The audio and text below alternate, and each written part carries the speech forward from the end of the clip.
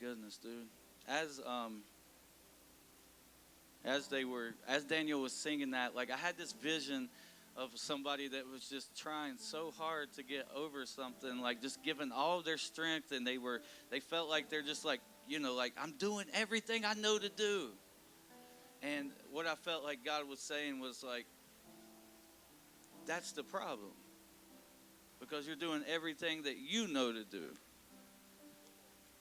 And when you're only dependent upon your own strength, you're going to get your own results. But when you're dependent upon His strength, you'll get His results in your life. And so I felt that so strongly. Like when he was saying that, like you're so close. You're so close. And I feel like that's for people here tonight. Like you're so close. So close. But without Him carrying you, you'll never get to the destination that you desire.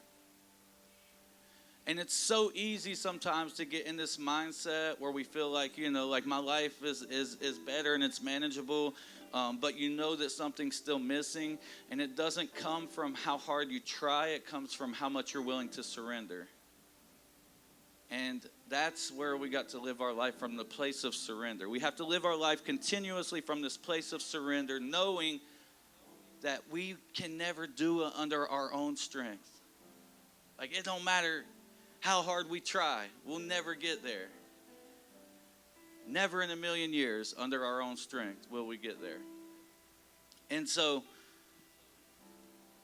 when we pray here in a few minutes, I really want the people that was for to come up and let some people agree with you, because I truly believe that was for very specific for some people that were here tonight. And oh my goodness, man, I just felt that so strongly. It was really, like the presence of God was really heavy. Did y'all feel that? Like really heavy. We're going to do the quick switch, the switcheroo real fast.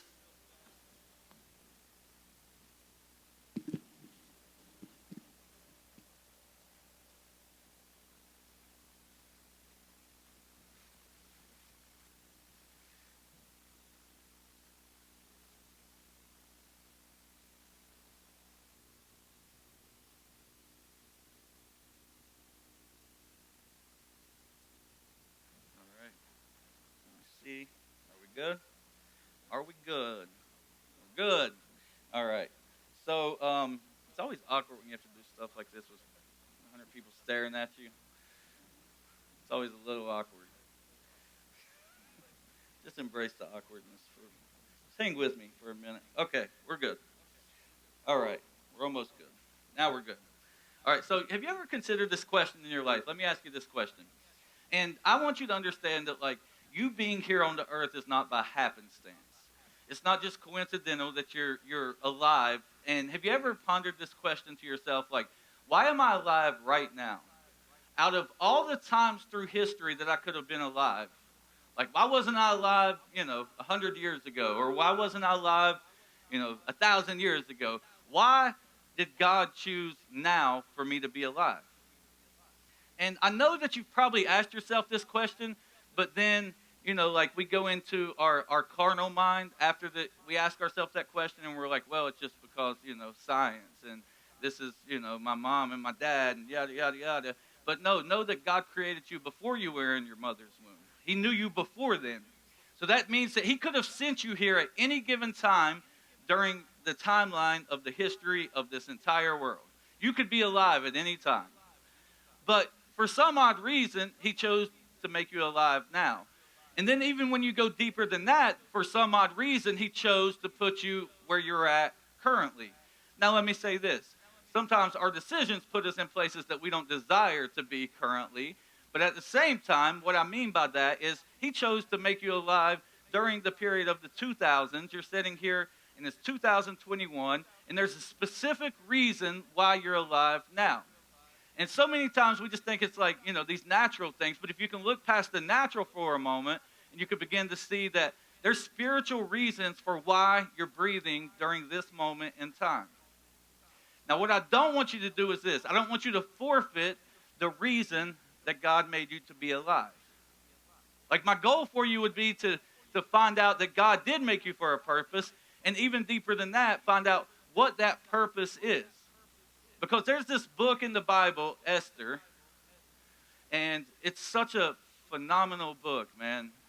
I've read that probably 20 times this past week, just over and over. And it's the only book in the Bible that never mentions God by name. But what God does is all over the book of Esther. Like his handprint is all over the story of Esther. Everywhere through the story, you can see it happening. So basically, who's heard, I know some of y'all seen the movie 300, right?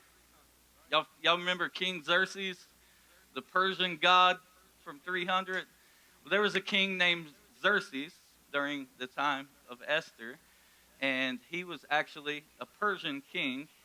And what's really crazy is that things were obviously so different back then in the Persian Empire, but that's when this book was written. So what happened was this. There was this moment in time when Xerxes said to his queen, her name was Vashti, he said to her, like, hey, I need you to do something. And she just flat out refused, which in the culture of that day was unheard of. Like, you don't refuse anything that your husband says, and even more than that, you don't refuse something that the king says. So she refused to do it. So this is what he did. Well, number one, he had her done away with. But number two, he started a search for a new queen. And if you think of this time where the Jewish people were at, so the Jewish people were exiled into the Persian Empire during the time that this story happened. So you had Jewish people scattered throughout the Persian Empire. And there was a particular lady, and her name was Esther. Everybody say Esther. So Esther was this beautiful lady. The Bible says that she was really, really beautiful. She obviously was very, like people were just attracted to her. She had something that was special about her. And what happened was she had a cousin named Mordecai. Say Mordecai. So Mordecai said to her, listen, there's this series of things you have to do to be considered to be queen for King Xerxes. These are the things you have to do over this 12-month period. You have to do all these beauty treatments and all this stuff, but you're going to do it. Because there's got to be a reason why God made you the way he made you. There's got to be a reason why people are drawn to you. There's got to be a reason why he made you appealing to a certain group of people. And this is not just for Esther. This is also for your life. And one of the things that hurts my heart the most is to think that we would go throughout our life and miss the very reason that we're on this earth. It bothers me, man. It just bothers me to think that we're not going to find the reasoning why we're here. And it bothers me to think that you wouldn't know without a doubt that God's handprint is also all over your life. Not only was it all over this book, but it's all over your life. And so there was this man, his name was Haman. Say Haman. So Haman got promoted by King Xerxes. So Haman became like the second, he's the right-hand man to the king. And what happened was this.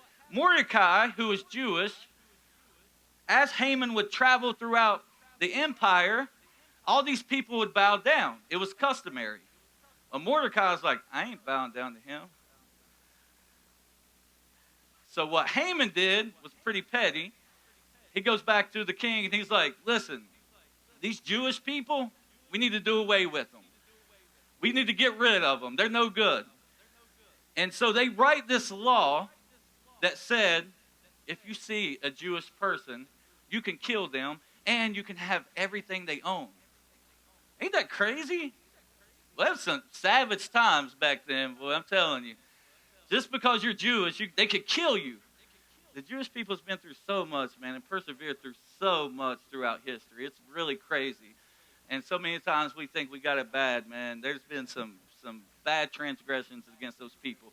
But anyways, he's like, okay, we're going to put this law into place where you kill the Jewish people. Well, they didn't know that by this time, Esther had been chosen to be one of the queens for the king. And there was this moment in time where Esther had an opportunity. And I want you to realize, like, your life is riddled with opportunities. Your life has a ton of moments where you can step into opportunity. But what you have to do is you have to be aware of it and see God's handprint on that moment and be able to step into it. So there was this moment when Mordecai, the cousin who would not bow down, goes to Esther and he says to her, listen, I need you to go to the king and tell him this is crazy. We cannot have this law that says they can just kill the Jewish people. That's you too. And this is in Esther 4:14. This is what it says. This is Mordecai talking to her.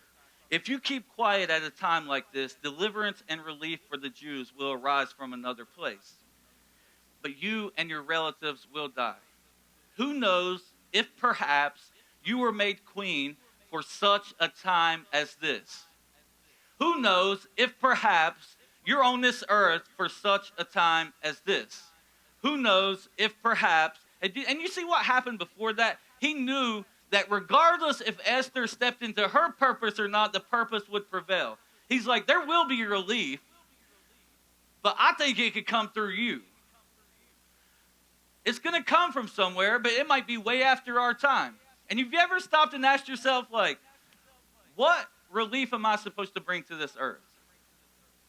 What am I supposed to do with my life that's bigger than what I can currently see? So this is what Esther said to Mordecai in 15 through 17. Then Esther sent this reply to Mordecai. Go and gather together all of the Jews of Susa and fast for me. Do not eat or drink for 3 days, night or day. My maids and I will do the same. And then, though it is against the law, I will go see the king. If I must die, I must die. So Mordecai went away and did everything that Esther told him to do. Now, this is what's crazy. She knew that it was dangerous to just approach the king. So let me tell you the custom back then. So if you were not called by the king, you had to approach the king.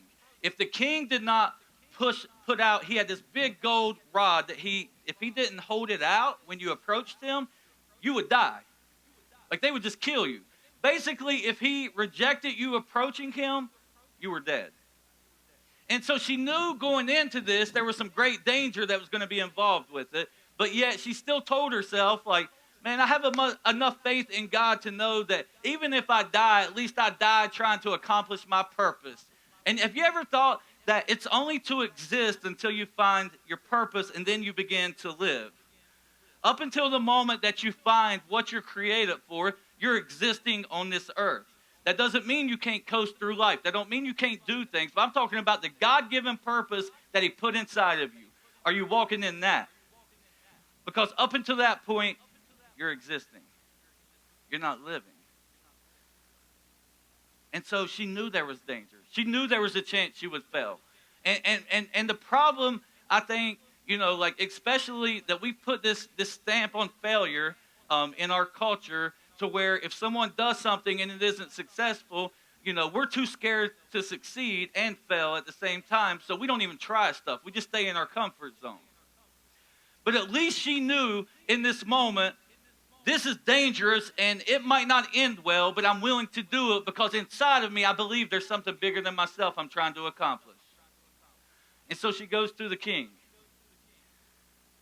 Now God was with her because he held out his big golden rod and said, come here. What do you want, Esther?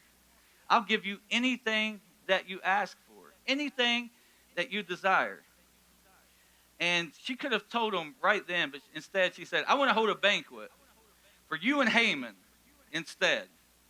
Now remember, Haman is the person trying to kill all of the Jews. She said, I want to hold a banquet for you two. Now, she could have told him in this moment, but this is how much I want you to see God throughout this story, because what happens next is crazy. The king couldn't sleep that night, so what he did is he ordered his attendants to bring back a book of the history of his reign. And earlier in the history of his reign, there was an incident that happened. That particular incident was this.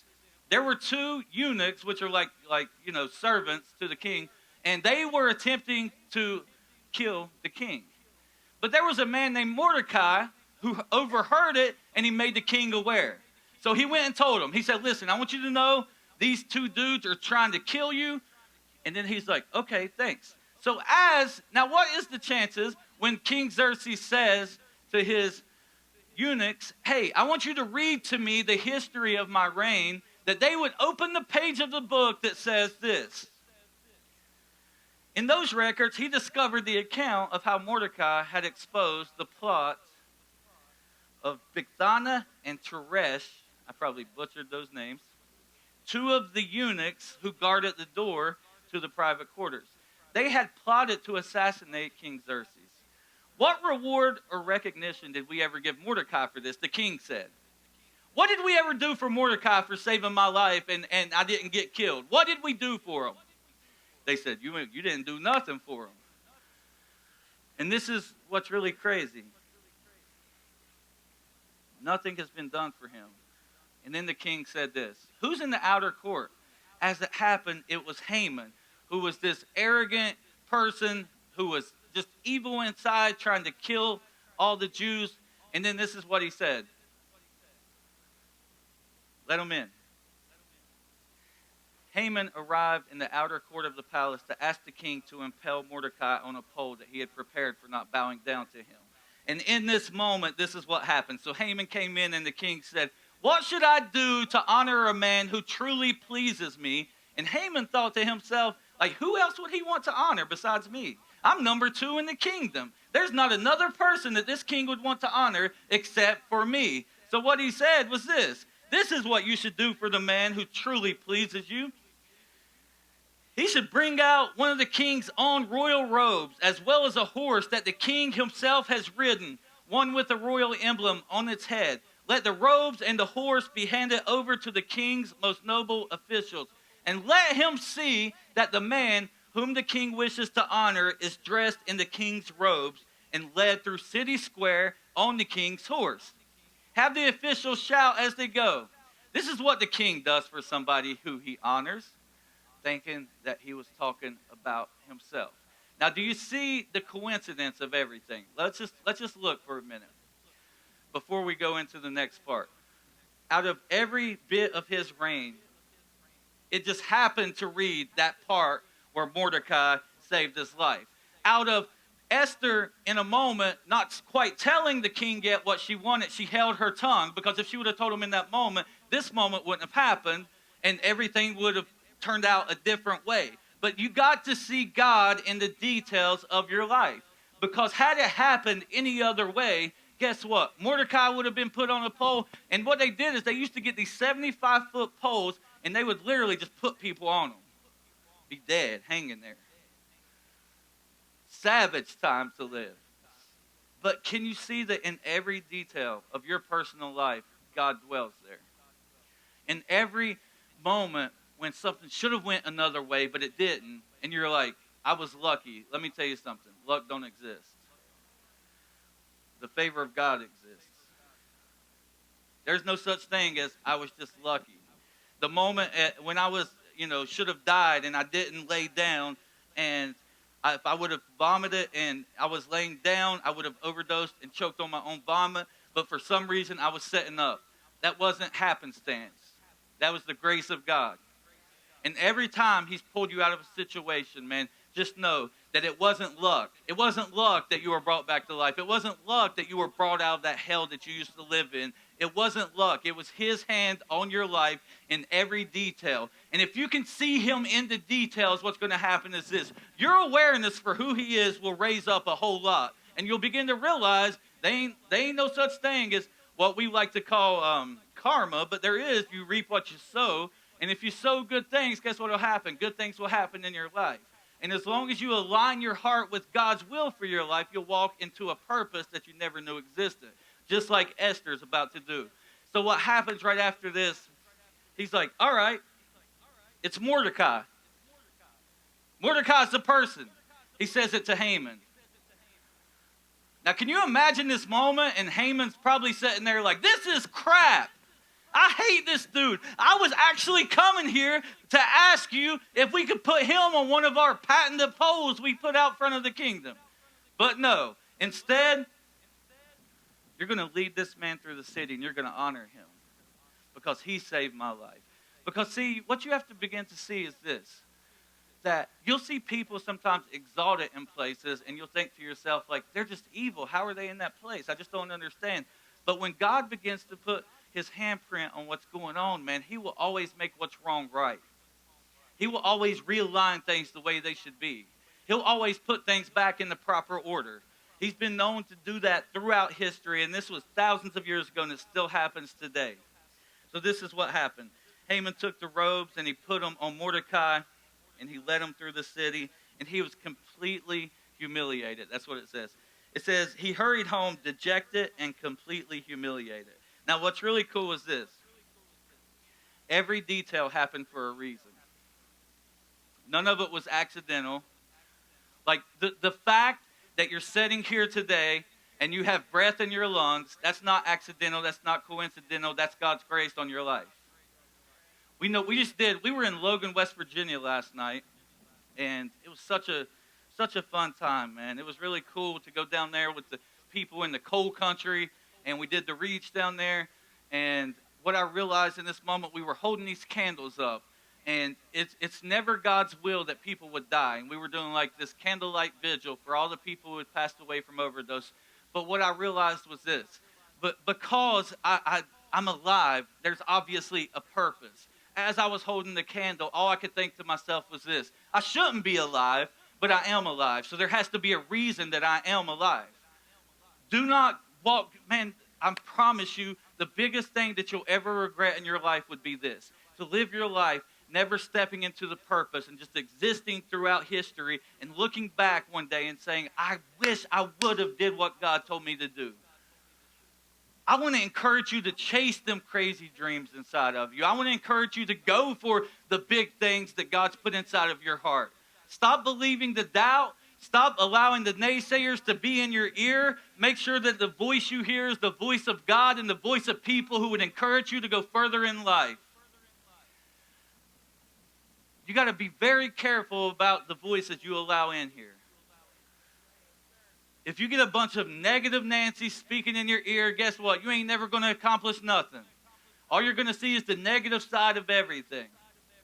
But if you get some people who would speak life into the situations that you're facing, who would see the good inside of what don't look good at the moment, but can see that God can work in every detail, you're going to walk places you never thought you could go before.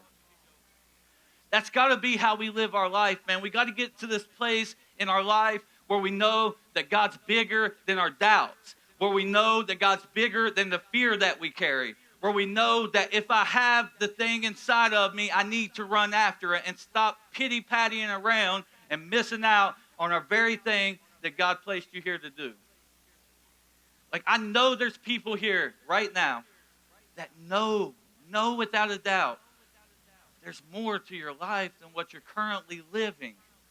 There's more. And this is what's crazy. So what happens after this? Haman was exposed. And then Esther says to the king,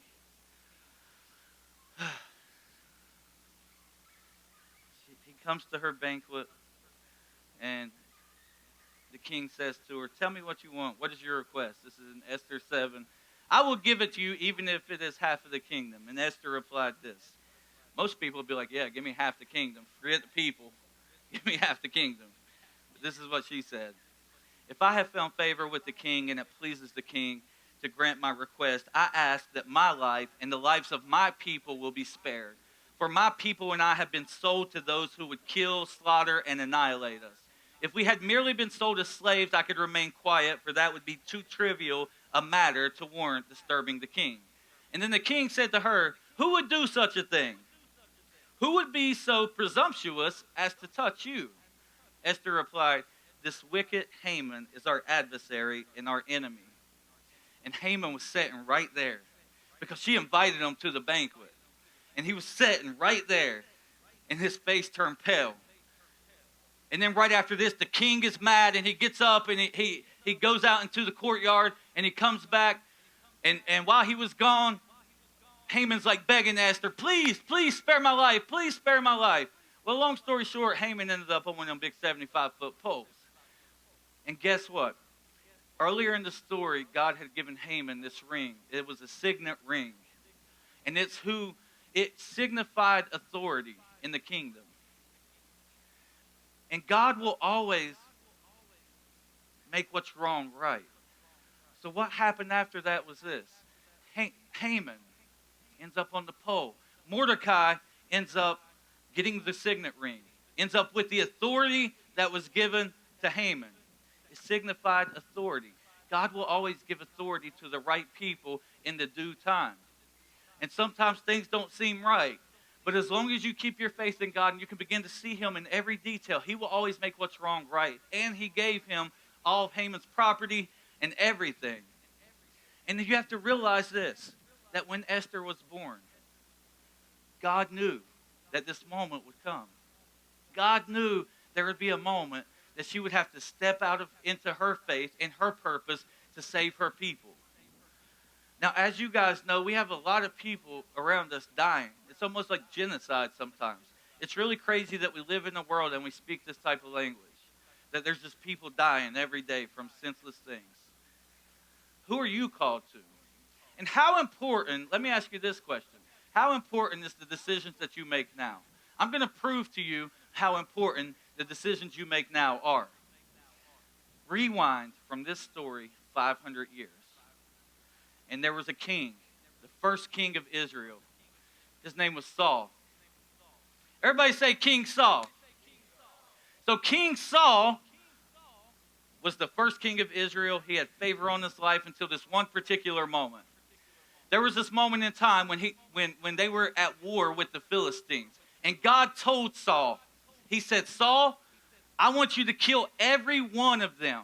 Kill every Philistine. And he was like, but I'm going to spare this man named Agag. And I'm going to keep the cattle and we can sacrifice them to you, God.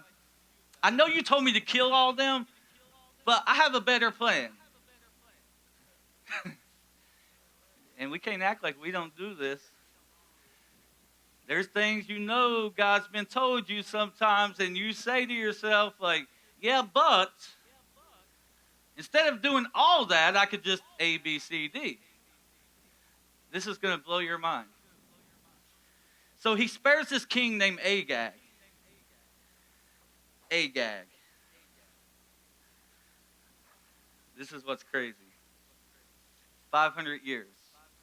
When you go to Esther 3:1, Haman, the son of Hammedatha, the Agagite, who was a descendant of the Amalekites and a descendant of King Agag.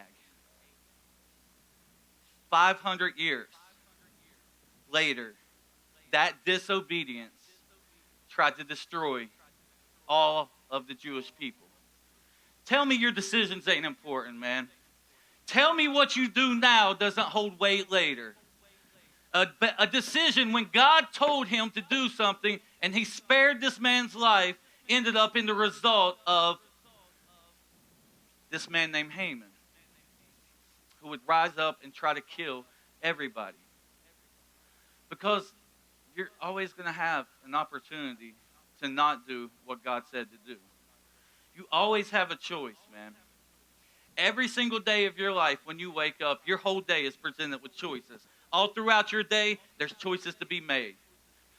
And the Bible says this, that obedience is better than sacrifice. So that tells me this, that if I can just tune in to the voice of the Holy Spirit and do what he tells me to do, man, my works don't matter. Not saying they ain't important, but they ain't the thing that's going to get me into my purpose. It ain't how hard I try that's going to get me there. It's how much I will listen and obey. Then you don't have to try quite as hard. When you know his voice, you're not striving and pulling at every single thing that comes by you. You're like, okay, here we go. Obedience is better than sacrifice. Remember that. Your decisions. There might be things now, man, that God's telling you to kill. Something else that I've always found very interesting was this. So King Saul didn't kill him. He didn't kill all of the Philistines. He didn't kill all of them. So what happened 17 years later in his personal life, what he didn't kill came back to kill him. He got killed by a Philistine. 17 years later. And so you know sometimes that God's telling you to kill some things in your life. And I guarantee you, even tonight, as we sit here, we could very easily say this. God's telling me I need to kill some things inside of me. Because see, the importance of you doing that is this. It goes way beyond today. It goes way beyond tomorrow. The decisions you make now may affect your great, great, great, great, great, great grandchildren. And it's important that you get it right now because the Bible says to leave your great grandkids an inheritance. It ain't just talking about money. It's talking about leave them a lineage of spiritual health and freedom that they can walk into. Leave them a legacy that they can just step right into and begin to march in. How much harder is it? How many people here has had to break generational things out of their life? Tell me right now. How many people? Y'all are very blessed over there that most of y'all have not. But I know that for me, my family had some stuff that was very generational, that came in generation after generation. There was alcoholism. There was addiction. There was poverty. There was all these things. And so many times God's calling you to be the person who's obedient to his voice, who breaks those things out of your life and realize that what you're doing is bigger than you. Sometimes we can become so inwardly focused that we forget that our decisions today are so much bigger. Man, there's people you haven't even met yet that's waiting on you to be who God called you to be. There's grandkids, great-grandkids that you've never even met yet that's waiting on you to be who God called you to be. Now, are we going to step into who God called us to be? Are we going to kill the things inside of us? Because I know right now, like there's these just, things. God, because in these moments, this is what I know happens. God brings up things that we need to get rid of. God will bring to the surface certain mindsets. He'll bring to the surface certain attitudes that we need to crucify. He'll bring to our mindsets just different things that we cannot continue to walk in and receive the kingdom that he has laid out in front of us. If you could only see, I always use this analogy, but maybe I should just do this every week. Because when you get to heaven, I truly believe that God's going to be like, welcome. But then, I wonder if he shows us a picture of what our life could have been. You know what I mean? Like saying to you, basically, like this is what your life was supposed to be, and this is the version you were supposed to be. And I don't want to get up there and miss that. I don't want to get up there and him say, like, dude, you missed out on 70% of what I had called you to do. And it's because you wouldn't crucify certain things, and it's because you still walked in disobedience, and it's because when I told you to do something, you didn't do it. Become aware that this moment's even important. This moment right now is such a gravitational moment in your life. Like this is a moment that those things that you've been struggling with over and over could die. This is a moment where you've been pondering, like, I don't know which way to go, and God can give clarity. Are you aware to what the Spirit is speaking to you in this moment? Are you aware to what God's trying to say to you? It's so crazy because you think that because of a disobedience, Haman came in. You know what's really funny is it took 500 years for that Amalekite to finally be put to death that God told Saul to kill 500 years earlier. It took 500 years. But God will always right our wrong decisions. And what's important to know is this. It can be through you or it can be beyond you. Like you can right those things now or you can allow them to keep going down your bloodline into your kids, into your grandkids. into their kids and their grandkids until finally maybe somebody decides I'm going to break this generational thing out of my life. Or you can leave them with a spiritual legacy that will take them straight into purpose, that will walk them into triumph, because man, think about how hard it was for you.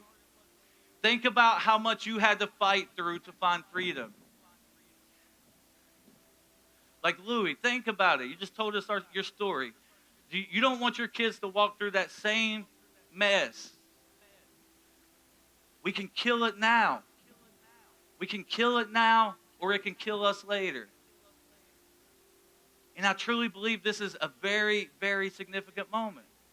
I believe it's one of those moments where we're going to either kill some things or we're going to let them just linger. And as long as those things just stay put, even if they're dormant, they're still alive. Because there's a difference between transformation and behavior modification. It's not the same thing. Because behavior modification is doing works to be better. Transformation is allowing God to change your mindset and give you a new heart.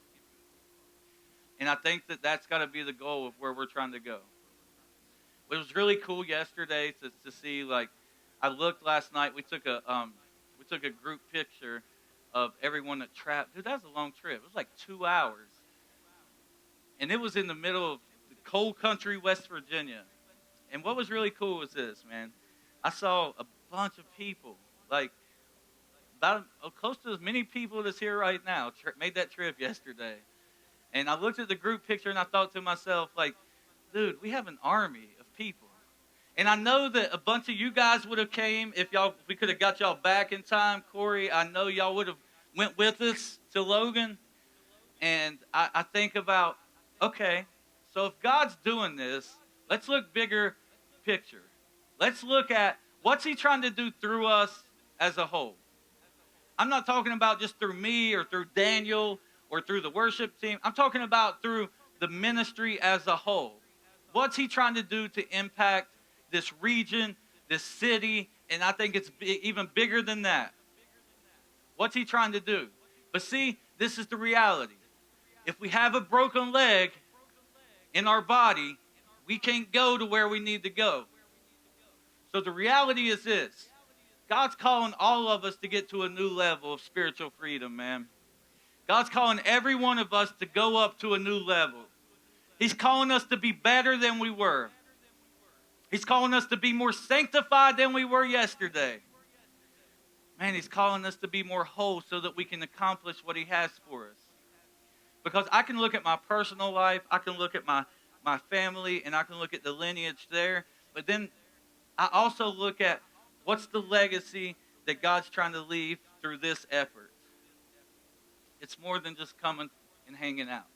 And I truly believe this too, that we are truly a ministry. Like I saw guys yesterday going and praying for people on the streets, man, because they're equipped. They're empowered to go do something, man. They ain't scared to go walk in who God made them to be.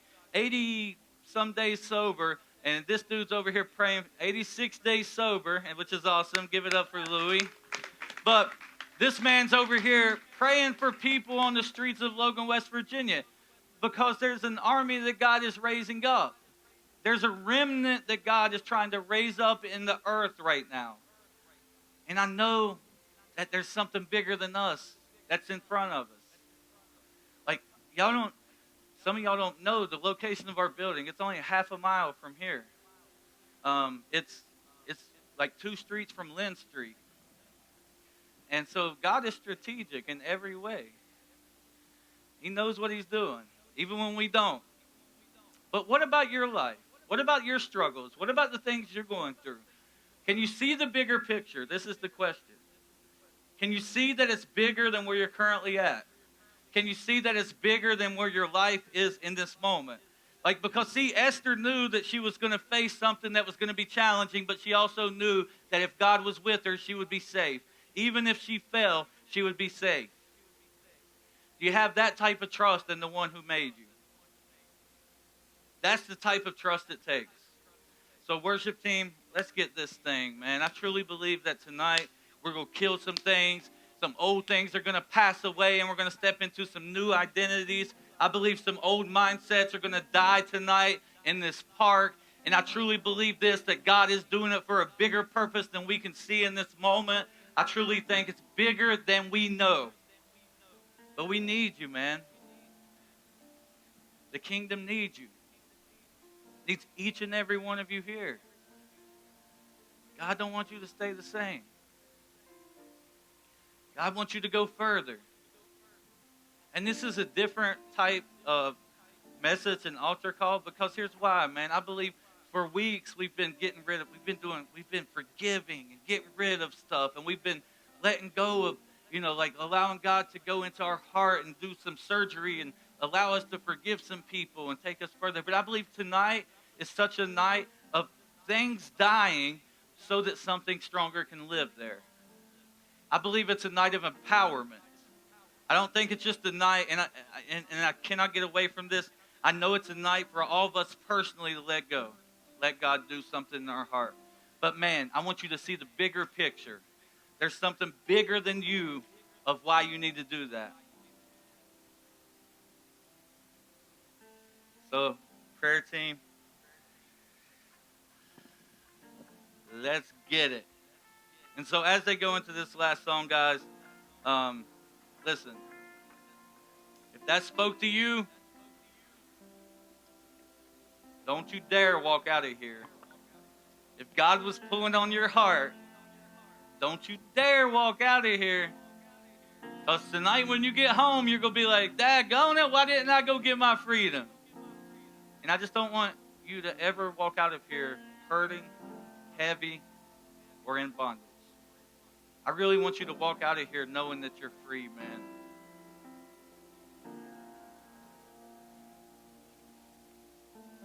So as we go, you guys come.